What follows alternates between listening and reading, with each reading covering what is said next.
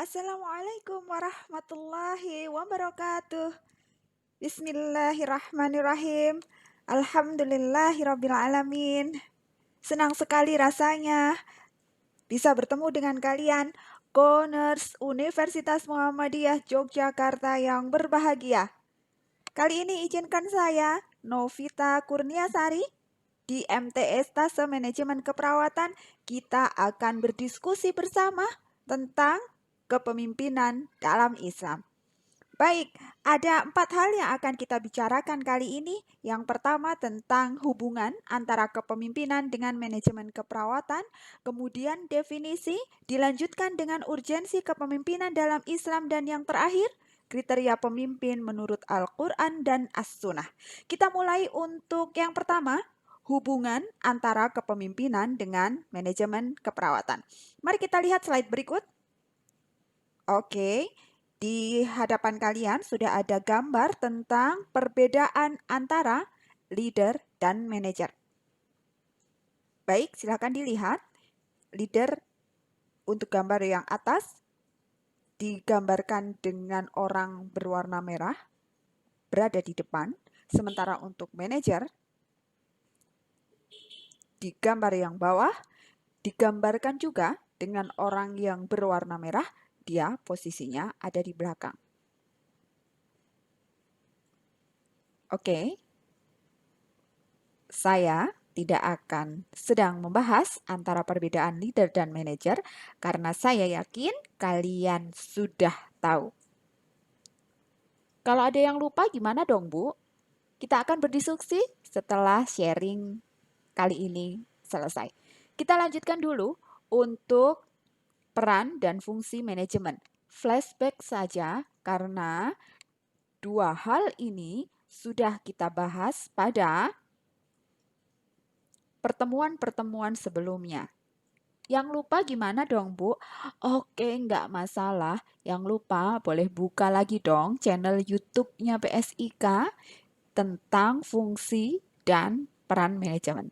Sok cus ke channel YouTube-nya PSIK. Baik, flashback aja sedikit. Ada 3 peran manajemen menurut Henry Mintzberg. Yang pertama, peran interpersonal, peran informasional, dan peran decisional. Sementara fungsi itu ada berapa sih? Anda benar sekali.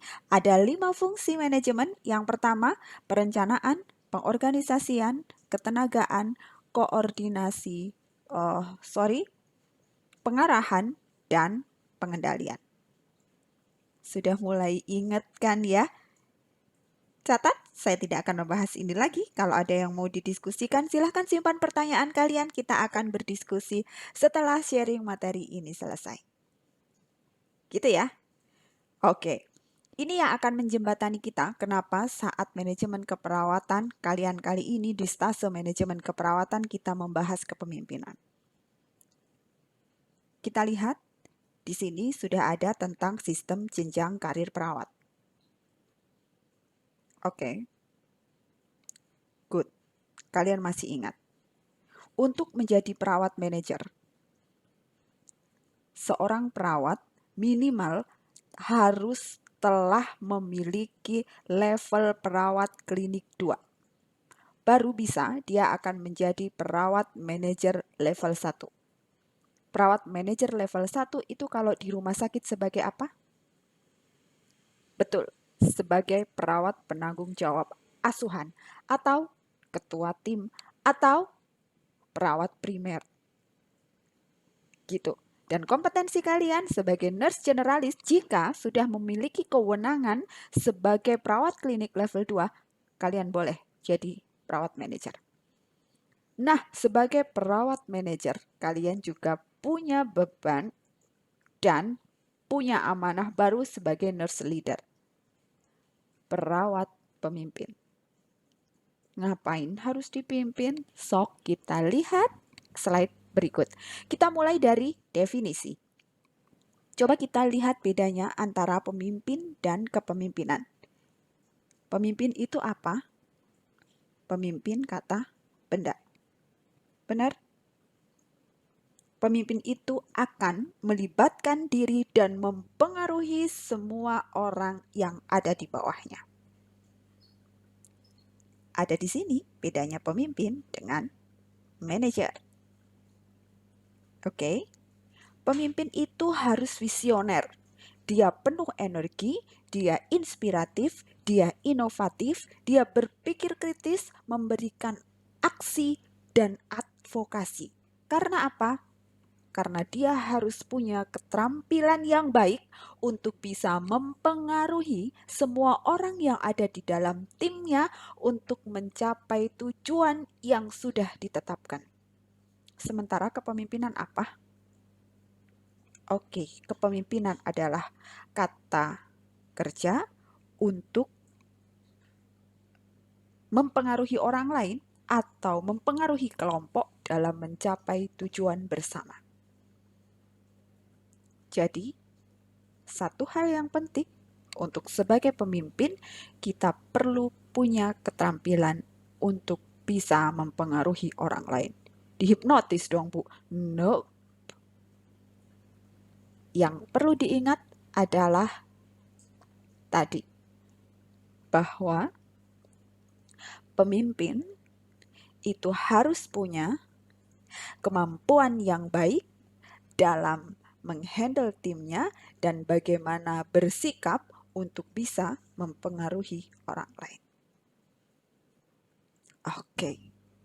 Terus, apa aja sih urgensi kepemimpinan dalam Islam?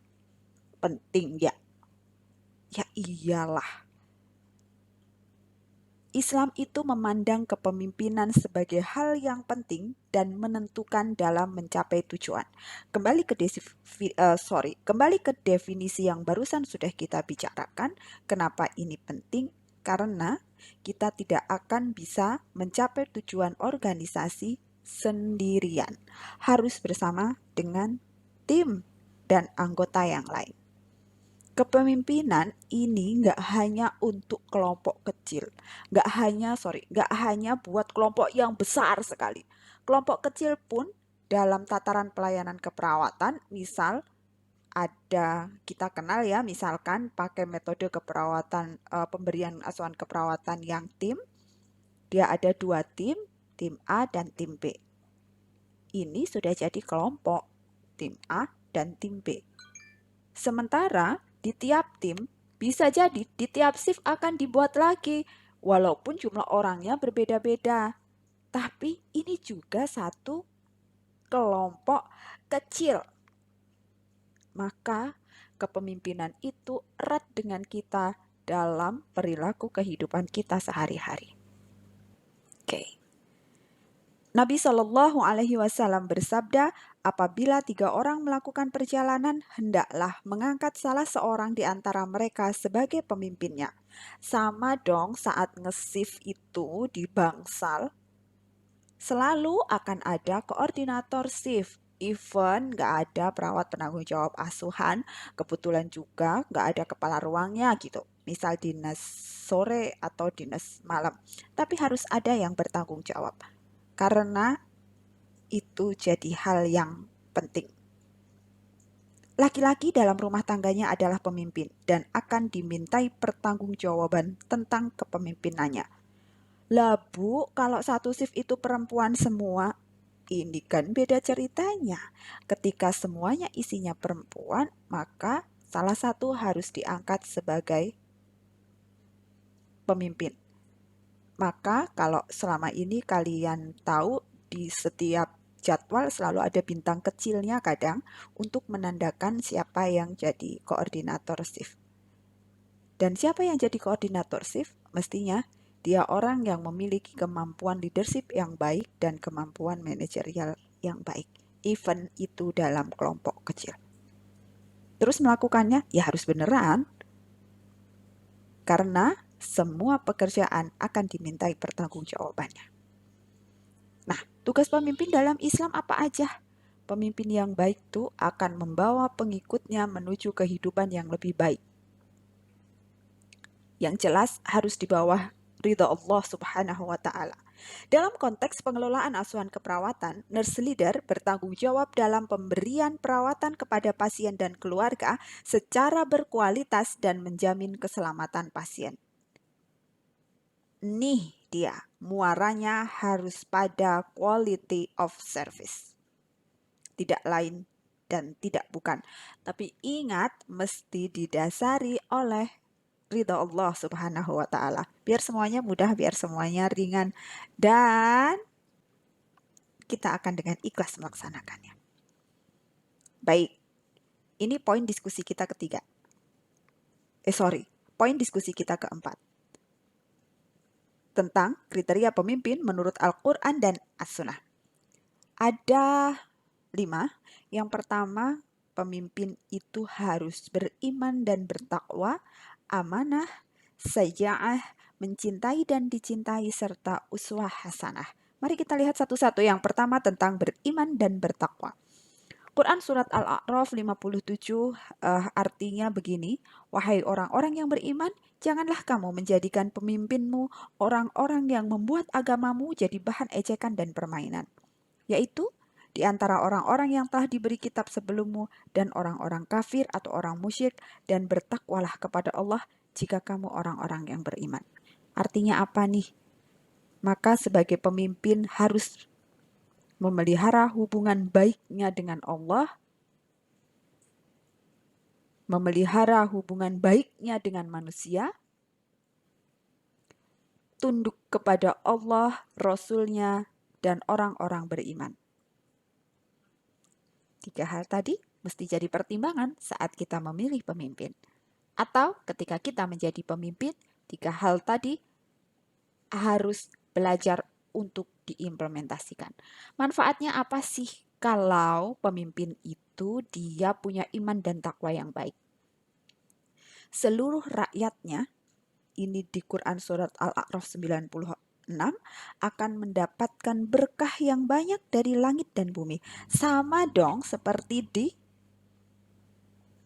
tataran pelayanan keperawatan. Kalau satu tim keperawatan itu pemimpinnya baik, anggotanya baik, PPJA-nya baik, perawat pelaksananya baik, insya Allah semua yang dilakukan saat merawat pasien itu dilakukan dengan mudah, ikhlas, ringan. Terus berkahnya banyak, kita hidupnya tenang, nggak mikir kanan, kiri, nggak semuanya melulu dengan harta, karena yakin Allah pasti mencukupkan semuanya setelahnya.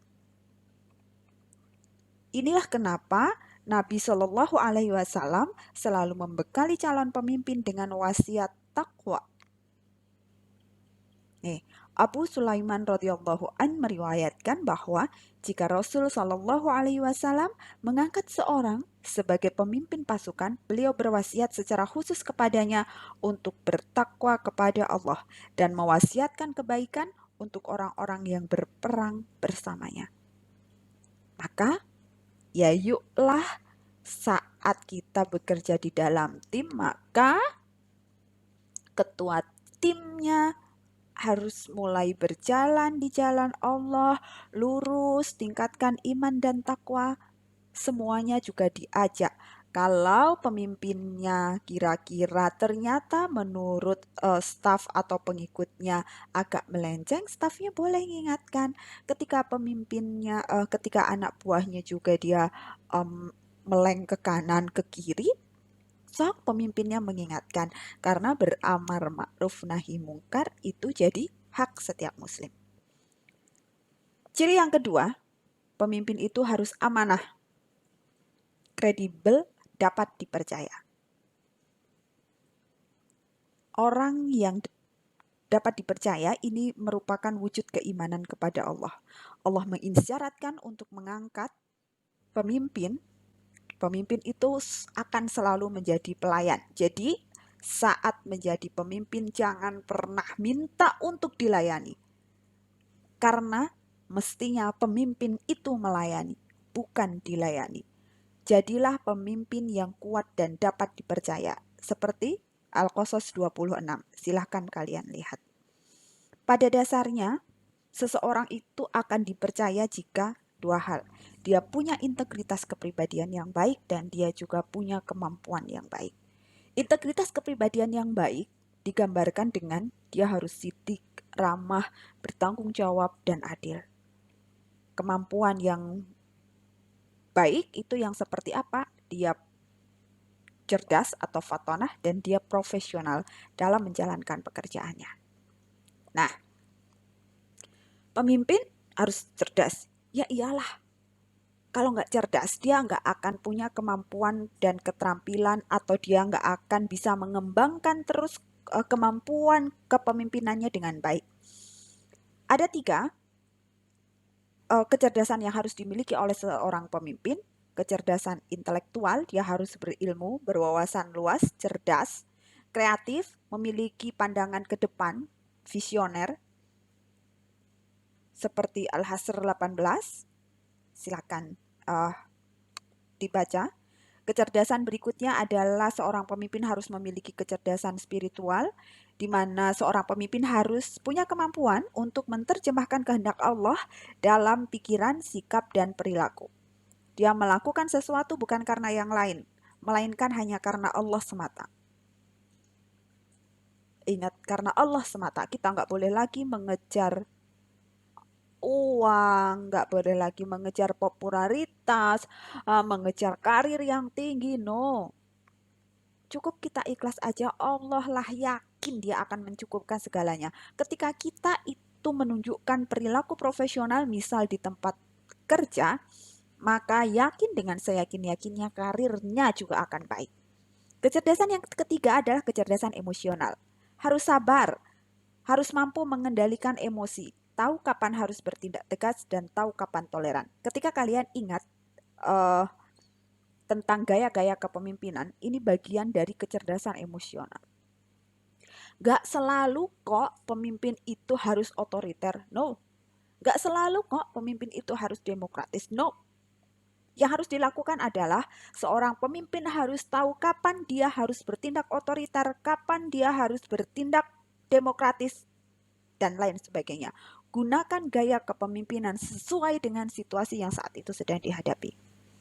Quran Surat As-Sajdah 24 artinya kurang lebih begini, dan kami jadikan di antara mereka itu pemimpin-pemimpin yang memberi petunjuk dengan perintah kami selama mereka sabar.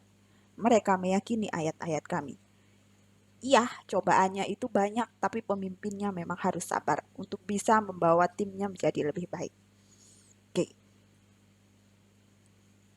Ciri pemimpin yang ketiga, saja'ah, yaitu berani menyatakan kebenaran dan memutuskan perkara dengan adil, bijaksana, berani menyeru pada kebaikan dan mencegah kemungkaran. Ini nggak semua orang bisa loh, even itu dia sudah jadi pemimpin. Maka kemampuan begini nih memang harus terus dikembangkan, terus dilatih, dan terus diasah. Gitu. Kalau dia tahu dia dia diam karena kita juga tahu, kita juga paham, kita juga sering dengar bahwa ketika ada kemungkaran di depan mata, maka kita wajib untuk ikut memperbaikinya. Yang paling lemah dengan mendoakan. Tapi ketika seorang pemimpin itu punya kekuasaan, punya kewenangan, maka seharusnya dia bertindak untuk menyerukan mana yang benar. Takut karirnya turun. Takut dia dicopot jadi pemimpin. Enggak. Allah sudah bilang, orang-orang yang menyampaikan risalah Allah, mereka takut kepadanya dan dia tidak merasa takut kepada siapapun, kepada Allah, dan cukuplah Allah sebagai pembuat perhitungan. Gak usah takut pada yang lain. Dia menyampaikan kebenaran karena dia takut pada Allah. Jika dia tahu itu salah, tapi dia diam saja. Ciri yang keempat, pemimpin itu harus mencintai dan dicintai pengikutnya. Nih, maka pemimpin itu harus kenal, harus dekat dengan rakyatnya. Dalam konteks pelayanan keperawatan, contoh yang paling mudah, ketua tim itu harus dekat dengan perawat pelaksananya. Harus kenal, harus tahu, harus paham dia sedang menghadapi apa. Ibunya sakit, anaknya sakit. Iya, dia harus tahu. Nggak boleh cuek. Karena masalah-masalah pribadi yang dialami oleh staff itu akan mempengaruhi kinerjanya. Nah, kalau pemimpinnya itu cuek, dia nggak mengambil tindakan atas apa yang sedang terjadi di timnya, maka timnya nggak akan bisa solid. Dan stafnya, anak buahnya, perawat pelaksananya, dia akan jadi menghormati, dia akan segan, karena dia senang punya pemimpin yang perhatian dengan dia. Gitu ya. Karena seorang pemimpin juga harus peka dan peduli terhadap nasib semuanya. Dia nggak akan pernah mau menyusahkan dan selalu mendoakan. Gitu. Nah, ini yang terakhir, pemimpin yang baik harus bisa menjadi role model atau uswatun hasanah. Harus jadi teladan yang baik, sehingga dia akan mampu mendidik orang yang dipimpinnya dengan keteladanan dan nasihat yang baik pula. Sekarang kalau pemimpinnya itu nggak bisa ngasih contoh yang baik, dia mau ngomong macam-macam, eh menyeru apa nih? Ngajakin anggota timnya untuk berbuat sesuatu, timnya nggak akan mau nurut. Alah, dia juga nggak mau ngelakuin. Alah, dia juga ngomong doang. Maka role model ini jadi penting. Mengapa kamu menyuruh orang lain mengerjakan kebaikan, sedangkan kamu melupakan dirimu sendiri? Padahal kamu membaca kitab, tidakkah kamu mengerti? Al-Baqarah 44. Dan di dunia ini nggak ada pemimpin yang paling baik selain Rasulullah. Maka mau tidak mau kita harus mencontoh, meneladani perilaku-perilaku Rasulullah dalam hal kepemimpinan di kehidupan kita sehari-hari. Oke, ini ya. Ini ada satu ilustrasi ketika kita diminta untuk memilih pemimpin. Kita tahu seperti yang tadi sudah disampaikan, ada beberapa kriteria pemimpin ideal. Kita sudah punya list dalam bayangan, oke, saya kalau mau cari pemimpin yang A, B, C, D. Tapi ternyata nggak nemu tuh, nggak nemu. Kita maka harus survei dulu. Dia track recordnya buruk apa enggak ya? Dia bermasalah apa enggak ya? Dia perilakunya selama ini dolim apa enggak ya? Nah, kalau kita tahu tiga hal ini ada di calon pemimpin yang akan kita pilih, maka menurut Quran eh, surah 5 ayat 51 dan 57 kita haram untuk memilihnya. Lah tapi udah nggak ada lagi pemimpin yang sesuai dengan kriteria saya, maka pilih yang paling ringan madorotnya di antara keduanya. Cari yang kira-kira dia cari yang madorotnya paling ringan. Kalau semuanya berat gitu misal, cari yang paling ringan. Itu yang akan kita pilih. Gitu ya, para koners yang berbahagia, kita akan lanjutkan dengan diskusi. Terima kasih banyak untuk perhatiannya. Mohon maaf jika banyak salah. Kita lanjutkan dengan diskusi setelah ini. Sekali lagi, terima kasih. Dan Assalamualaikum warahmatullahi wabarakatuh.